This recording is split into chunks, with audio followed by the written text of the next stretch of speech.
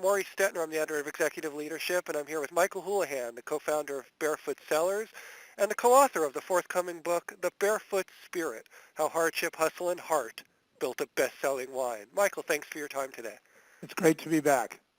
The focus of your book is a reflection, I gather, of your experience, your very successful years of experience, building Barefoot Cellars into a very successful national, and I guess, would it be fair to say global wine company? Absolutely. This book is really written for folks who are interested in learning about the principles, the guiding principles behind entrepreneur and entrepreneurship.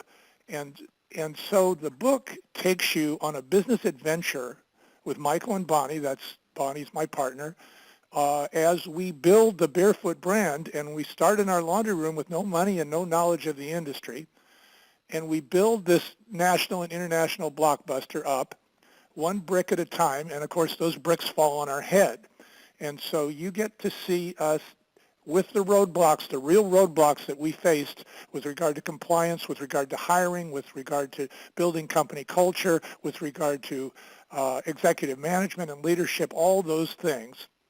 And you see how we learned sometimes the hard way, and the idea is that you can pick the morals out of these little stories in the book. From 1985 to 2005, give us a sense of how large the company became.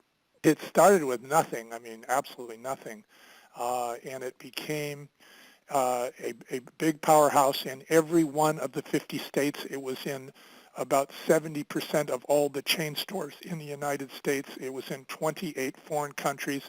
It was in all of the government control liquor stores in those states throughout the United States, all the provinces in Canada. It was a large organization. How did you ramp up hiring? That must have been a tricky thing as you grew steadily over that time frame. Well, what we did is we took a look at the problem, and the problem is not that there is a shortage of grapes or that there is a shortage of wineries. The shortage is the shortage of purchase orders. And so we focused on marketing and sales, and we hired people who were in executive management positions to oversee outsourced contracts, to have things done for us to our specs. How do you measure whether someone has the ability to manage outsourced contracts? What do you look for in the job interview? We look for the entrepreneurial spirit. The first thing we want to find out from the person is we want to know where they want to be in 5 years. We want to know why they left their last job, what their ideal job would look like. We also want to know, and this is really telling, we want to know if they're willing to work on the basis of a big bonus and a relatively small guarantee. And so when you get a person who is willing to work on a big bonus, two things happen. First of all, the people who are non-performers, they can't afford to work for you. And the people who are performers, they can't afford to quit. When you say work on a big bonus, in other words, your correct me if I'm wrong, your base pay is lower, but your potential to earn a much larger bonus is greater if you hit certain incentives? Absolutely.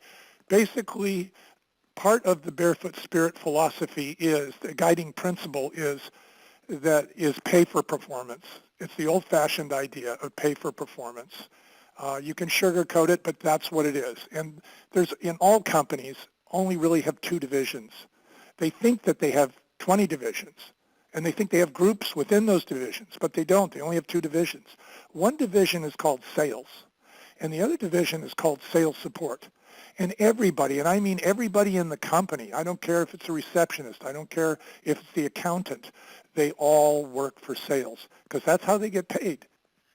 Is there a clear line of sight, though, between, I guess, a bookkeeper, but I'm trying to think even like an administrative assistant? There are probably roles where the HR, where the connection between what they do every day, even if they do it exceptionally well, and sales is kind of iffy or blurry.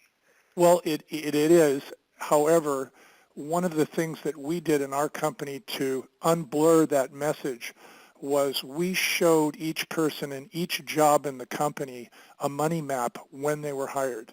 We actually gave them an infographic that showed how the money left the customer's hands and went through the retailer, went through the distributor, went from the distributor, went through our warehouse, went through the various different growers and wineries and stuff to make our product, went through all of the different vendors that we used to keep our organization running, and finally came out as their bonus, as their check, as their benefits. A lot of companies have this idea of need to know.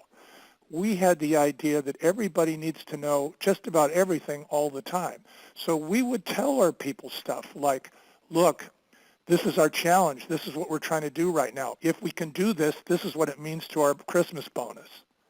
Do you guys have any ideas? So even though these people may have jobs that, were clerk jobs or you name it, they would rack their brains to come up with ideas and help us in our brainstorming sessions and bring crazy ideas to the table that would help people who had better knowledge of the situation. It would jog things in their brains and they would go, ha, here's a way we can do it. But what would we have done without that input?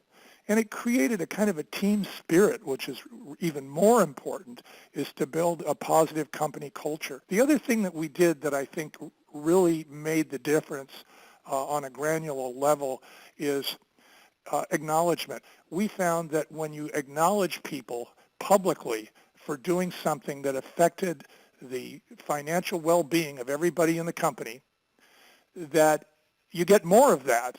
And people see that they're being singled out for this. So they not only perform better, but other people now appreciate what that person does and what their job is.